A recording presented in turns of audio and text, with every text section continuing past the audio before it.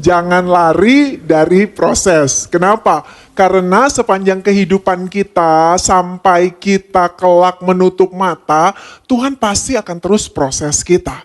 Apa sih, kenapa sih kok Tuhan tega banget gitu kan? Karena di proses itu pasti nggak enak, di proses itu sakit, di proses itu pokoknya capek gitu ya. Kok prosesnya panjang banget sih Tuhan sampai seumur hidup kita? Why God gitu ya? Kenapa? Karena Tuhan tuh nggak pernah tergesa-gesa untuk membentuk kita. Tuhan nggak pernah tergesa-gesa untuk memproses kita sesuai dengan keinginannya Tuhan. Kenapa? Karena Tuhan punya destinasi buat kita dan destinasi kita itu adalah kekekalan. Dan menuju jalan ke sana adalah jalan yang namanya proses. Jadi bersyukurlah kalau kita dipersiapkan Tuhan bukan untuk hal-hal yang sementara di muka bumi ini, tetapi Tuhan siapkan kita untuk hal yang kekal. Ada amin, saudara terkasih ya. Dan di dalam Tuhan gak ada jalan pintas. Di dalam Tuhan gak ada yang namanya karbitan. Di dalam Tuhan benar-benar dimatengkan sama Tuhan. Jadi bisa bertahun-tahun bertumbuhnya. Kita menjadi dewasa rohani bukan berarti kemarin kita baru lahir baru, dalam waktu sebulan kita tiba-tiba udah menjadi orang yang hebat, udah menjadi punya kepribadian Kristus. No, perlu waktu sekali lagi bertahun-tahun. Memang kita itu bejananya Tuhan. Makanya Tuhan 2600 tahun yang lalu dia menyuruh seorang nabinya yang bernama Yeremia untuk pergi ke tukang periuk. Ini Tuhan kita keren banget. Dia kalau kasih yang namanya ilustrasi itu dari sehari-hari. Tuhan kasih yang gampang-gampang dan kemudian Yeremia pergi ke tukang periuk. Kita baca yuk di dalam Yeremia 18 ayat 1 dan seterusnya supaya kita ngerti ternyata hidup itu nggak lepas dari proses. 1, 2, 3. Firman yang datang dari Tuhan kepada Yeremia bunyinya, pergilah dengan segera ke rumah tukang periuk. Di sana aku akan memperdengarkan perkataan-perkataanku kepadamu. Terus, lalu pergilah aku ke rumah tukang periuk dan kebetulan ia sedang bekerja dengan pelarikan. Pelarikan itu meja yang ada wheels-nya, yang ada putarannya tuh ya. Kemudian si tukang periuknya lagi kerja di sana. Kemudian dikatakan lagi, yuk apabila bejana yang sedang dibuat di tanah liat di tangannya itu rusak, maka tukang periuk itu mengerjakan kembali menjadi bejana lain menurut apa yang baik pada pemandangannya. Menurut yang apa? Yang baik pada pemandangannya. Ya, next. Kemudian datanglah firman Tuhan kepadaku berkata begini, masakan aku tidak dapat bertindak kepada kamu seperti tukang periuk itu, hai kaum Israel. Demikianlah firman Tuhan, sungguh seperti tanah liat di tangan tukang periuk, demikianlah kamu di tanganku, hai kaum Israel. Ini 2600 tahun yang lalu. Tetapi firman Tuhan tidak berubah dahulu, sekarang, sampai selama-lamanya. Jadi hari ini pun ini tetap berlaku untuk kehidupan kita. Tuhan bisa mengerjakan apa aja untuk kehidupan kita. Tuhan akan memproses hidup saya dan hidup Anda semua. Proses nggak ada yang enak. Semua orang kepengennya nggak diproses. Semua orang doanya minta diberkati tetapi prosesnya jangan. Pokoknya kalau ini namanya diproses kita ngeluh. Yang namanya diproses kita marah.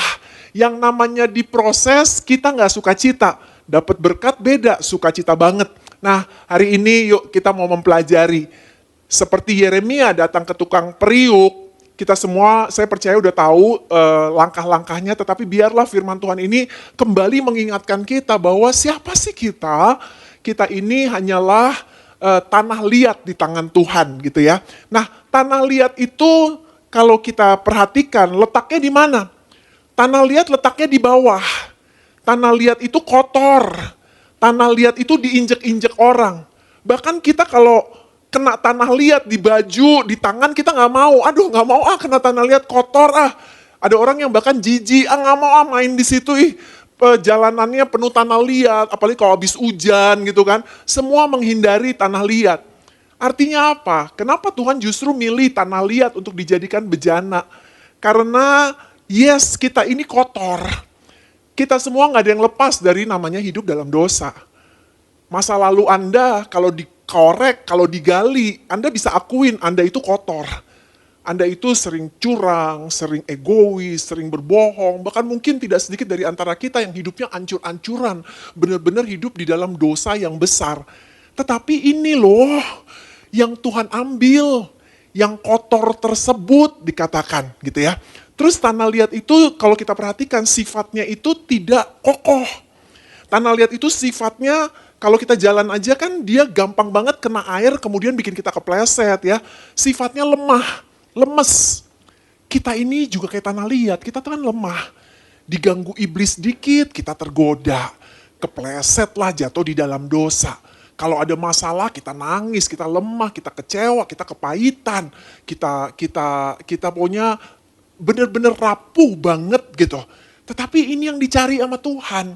Tanah liat yang rapuh, tanah liat yang lemah yang dicari. Kita yang dicari oleh Tuhan. Terus tanah liat itu gak ada harganya. Ada di sini yang kayak seneng banget punya tanah liat gitu ya. Kemudian kayak, tanah liat. Enggak kan? Kalau kita ke pantai yang bersih, yang indah, kita pulang bawa pasirnya. Kita taruh di botol. Tapi ada gak sih waktu kita pergi ke pegunungan kita lihat tanah liat, pengen deh bawa pulang tanah liat 1 botol. Gak ada. Artinya tanah liat itu gak berharga. Kita juga karena dosa, kita udah kotor. Kita gak ada harganya. Kita itu udah kacau dengan segala macam karakteristik yang tadi saya udah bagikan. Kita ini dibuang istilahnya. Orang gak ada yang nyimpen tanah liat. Kita dibuang juga, kita disia-siakan istilahnya. Tetapi Tuhan udah lihat. Waktu dia lihat tanah liat, Tuhan, wow, aku akan bentuk dia menjadi berharga, menjadi mulia. Aku akan bentuk dia menjadi satu bejana yang mulia. Waktu Tuhan lihat Anda yang lemah, yang berdosa, yang kotor, yang dibuang mungkin. Tuhan udah lihat Anda tuh berbeda banget. Sehingga Tuhan mau untuk membuat kita menjadi berharga dan mulia dan masuk di dalam prosesnya Tuhan. Ada amin saudara? Yang percaya beri tepuk tangan dulu ya buat Tuhan kita Yesus Kristus. Oke, yang pertama.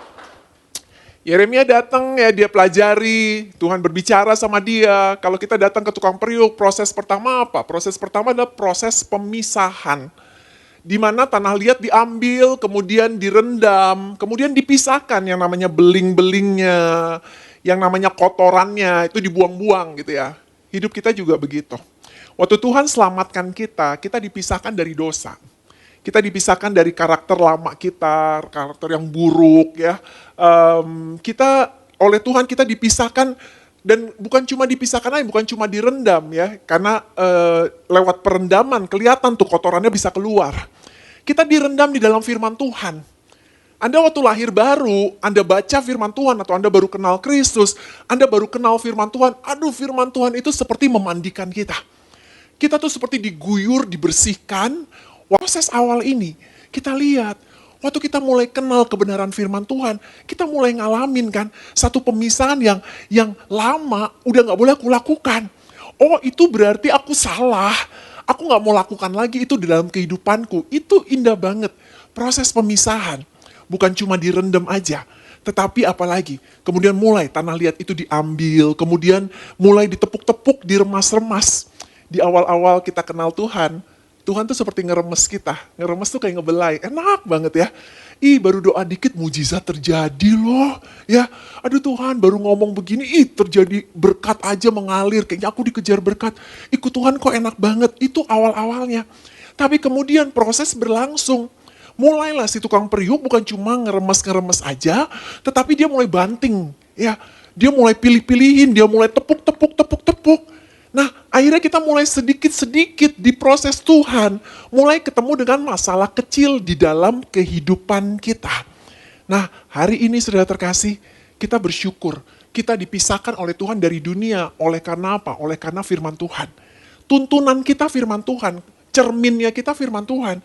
Jadi kita bisa ngaca, ini aku benar atau enggak, aku lakukan yang baik atau enggak, itu adalah firman Tuhan. 2 Timotius 3 ayat 16, yuk kita baca yuk sama-sama. 1, 2, 3.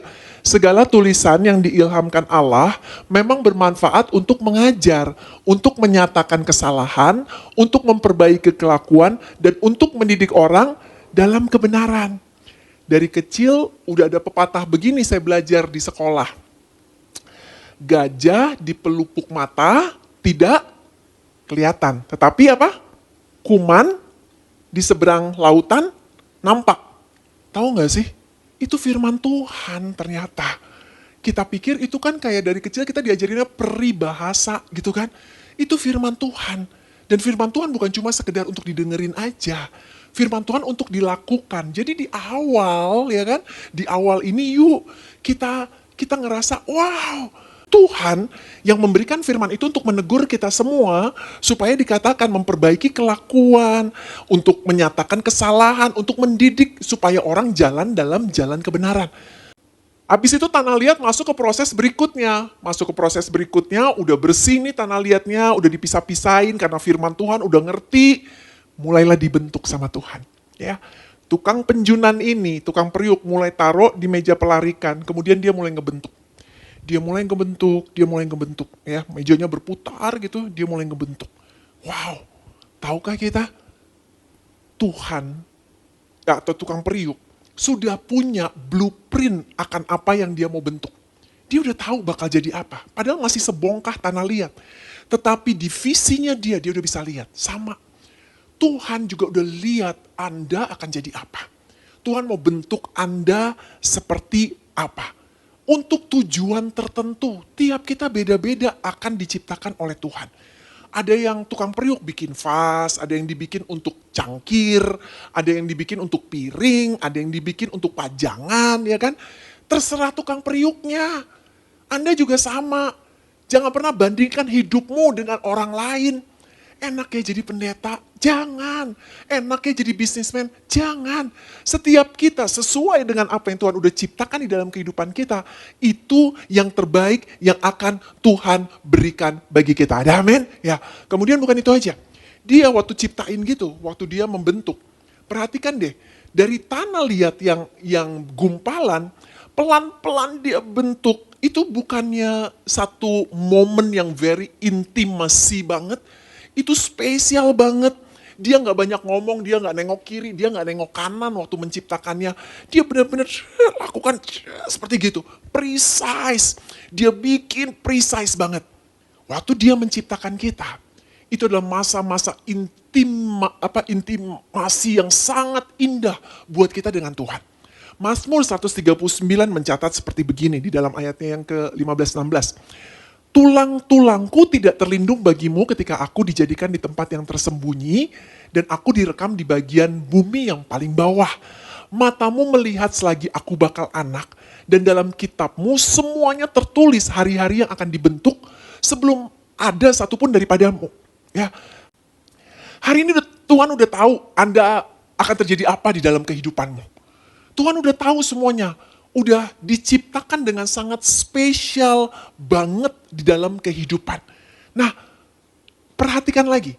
Waktu dia bikin ini ya, waktu dia bikin ini dari gumpalan, tangan kanan dia, jempolnya biasanya masuk ke tengah-tengah. Masuk ke tengah-tengah, tangan kirinya untuk menahan, tangan kanannya membuat, masuk ke tengah-tengah, bahkan bisa-bisa seluruh tangannya pun masuk ke tengah-tengah ya. Barulah terbentuk yang namanya satu wadah di tengah-tengahnya. Artinya apa? Tuhan tuh kalau bekerja langsung masuk ke hati. Karena yang Tuhan lebih pentingin adalah yang di dalam kita. Bukan yang di luar kita terlebih dahulu. Hati kita yang akan dijamah oleh Tuhan. Hati kita yang akan sangat di-touch oleh Tuhan. Dan waktu kita udah ngalamin yang namanya jamahan hati untuk Tuhan, saya yakin Anda gak akan disuruh-suruh, Anda pasti akan kangen sama Tuhan. Gak usah dipaksa-paksa datang ibadah, Anda akan rindu untuk ibadah. Gak usah diawasin dulu sama polisi, pasti Anda akan tetap taat melakukan apa yang menjadi perintah. Tetapi kalau hatinya belum dijamah, Anda tuh masih susah banget, masih keras. Ya, bahkan seperti ini bisa dibentuk ulang sama si tukang periuk. Jadi kalau kita lagi lewatin proses ini ya, ayo puji Tuhan aja, percaya. Tuhan menciptakan kita dengan sangat istimewa. Beda-beda tiap kita. Anda juga diciptakan untuk maksud yang mulia. Jadi jangan banding-bandingkan karena beda-beda tiap orang. Ada amin saudara? Oke. Yang ketiga, prosesnya apa? Udah selesai dibentuk, Tuhan tambahin. Tuhan tambahin tuh misalnya cangkirnya ada pegangan cangkir. Kemudian macam-macam deh, pokoknya ditambahin apa yang sesuai dengan keinginan dia, keinginannya Tuhan. Artinya apa? Di dalam hidup kita, Tuhan juga tambahin talenta, kemampuan, karunia, ya kan? Yang terjadi untuk Anda semua. Sekali lagi, tiap kita beda-beda. Makanya kalau kita lihat gambar cangkir ini, pegangan tangannya juga beda-beda. Terserah Tuhan. Ada di antara Anda yang suaranya bagus. Saya nggak bisa iri dan saya berkata, aduh dia enak banget Tuhan, suaranya bagus gitu ya. Saya kalau nyanyi pas-pasan banget gitu suaranya. Gak apa-apa, semua masing-masing udah diciptakan sesuai dengan kehendaknya Tuhan. Anda pun juga sama. Tuhan kasih dan setiap kita punya karunia yang gak sama. Karunia yang berbeda-beda. Yuk kita baca yuk di dalam Roma 12 ayat 4 sampai dengan ke-7. 1, 2, 3. Sebab sama seperti pada satu tubuh kita mempunyai banyak anggota, tetapi tidak semua anggota itu mempunyai tugas yang sama. Demikian juga kita, walaupun banyak adalah satu tubuh di dalam Kristus, tetapi kita masing-masing adalah anggota seorang terhadap yang lain. Terus dikatakan lagi, ayat 6-nya, demikianlah kita mempunyai karunia yang berlain-lainan menurut kasih karunia yang dianugerahkan kepada kita. Jika karunia itu adalah untuk bernubuat, baiklah kita melakukannya sesuai dengan iman kita. Jika karunia itu untuk melayani, baiklah kita melayani. Jika karunia itu untuk mengajar, baiklah kita mengajar. Jadi sekali lagi, Tuhan izinkan kita lewat proses penambahan. Supaya apa? Karunia, talenta itu kita gali, jangan didiamkan saja. Oke, kemudian masuk lagi. Setelah jadi nih, udah jadi nih cangkirnya, udah jadi nih misalnya ceretnya untuk nuang air. Sama si Pak Periuk, tukang periuk diapain? Ditaruh dulu di rak, disimpan di rak, ya, didiemin. Didiemin bisa sehari, tergantung daripada jenisnya ya. Bisa sehari bahkan bisa seminggu. Kenapa didiemin? Karena supaya udaranya atau air yang ada di dalamnya bisa lebih kering lagi. Itu tujuannya. Bukankah kita udah di dalam Tuhan? Seringkali kita ngerasa, kok Tuhan diemin aku ya? Tuhan kok gak jawab doa aku ya?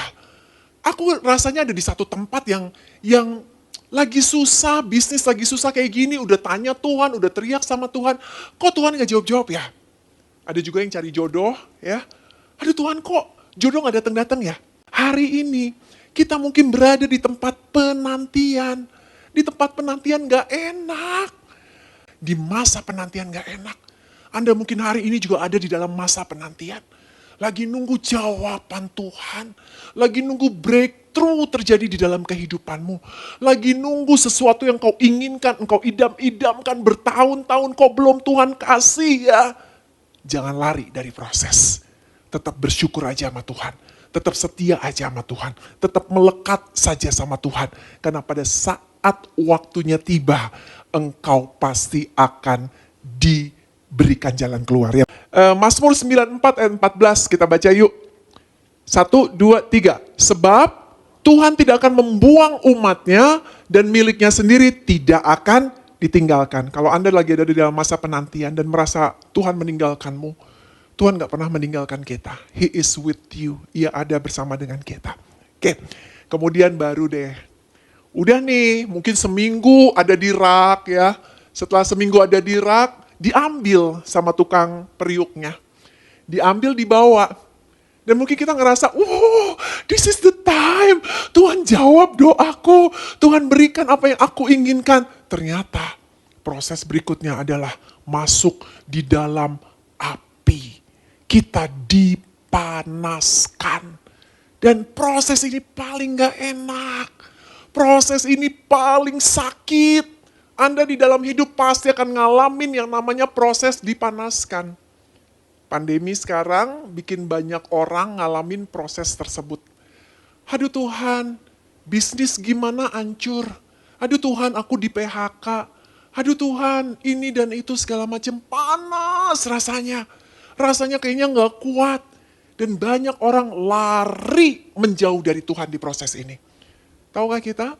Kalau Tuhan memproses karakter kita, ya, ini yang Tuhan lakukan. Kita lihat ayatnya yuk, Amsal 27 ayat ke-17.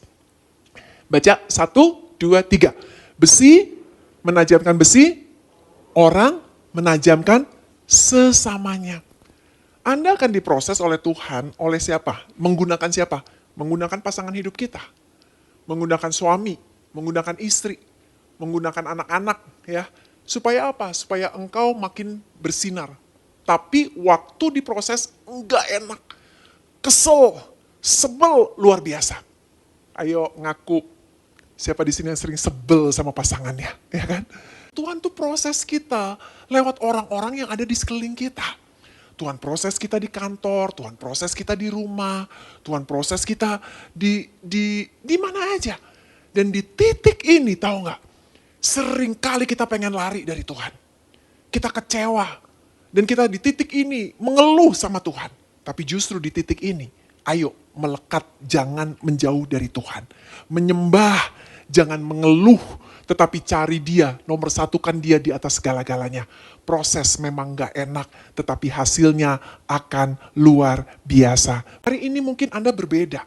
Anda ada di dalam posisi yang panas, mungkin sakit penyakit yang belum sembuh, mungkin keuangan yang hancur, mungkin pekerjaan di kantor yang penuh dengan tekanan di dalam kehidupanmu, atau apa aja deh. Kita lagi diproses Tuhan. Banyak kita lari. Kita menjauh dari gereja, kita gak mau lagi ibadah, kita menjauh dari firman Tuhan, kita gak mau lagi doa sama Tuhan. Kita menjauh karena kita komplain, kita marah. Padahal Tuhan bilang, siapakah engkau yang bisa teriak komplain terhadap yang membentukmu? Kita gak bisa komplain. Apapun prosesnya kita tahu, endingnya adalah hal yang baik yang Tuhan akan berikan. Ada amin saudara terkasih. Dan endingnya apa? Yang keenam, yang terakhir. Yaitu proses masa di mana kita akan dihias oleh Tuhan. Kita akan dipercantik. Hidupmu akan jadi dampak. Hidupmu akan jadi berkat. Nggak usah pusing dampaknya dunia, dampaknya cuma se-Indonesia, atau dampaknya cuma satu keluarga. Yang penting keberadaanmu membawa berkat. Yang penting keberadaanmu menjadi teladan. Orang bisa seneng ada engkau. Karena itulah tujuan kita berbeda-beda. Tuhan ada membentuk cuma menjadi cangkir di rumah orang yang sederhana, tetapi Tuhan jadikan juga bejana itu cangkir yang dilapis emas. Yang minum adalah Presiden Jokowi misalnya. Yang minum adalah presiden-presiden dunia. Terserah Tuhan. Yang penting kalau kita memang dibentuk untuk menjadi cangkir misalnya, jadilah cangkir tersebut. Jangan ingin untuk menjadi orang lain. Ada amin saudara terkasih. Hari ini proses kehidupan sekali lagi gak enak. Proses kehidupan memang panas, proses kehidupan kita ditekan, rasanya bisa panjang luar biasa, tetapi tetap setia aja di dalam proses kehidupan.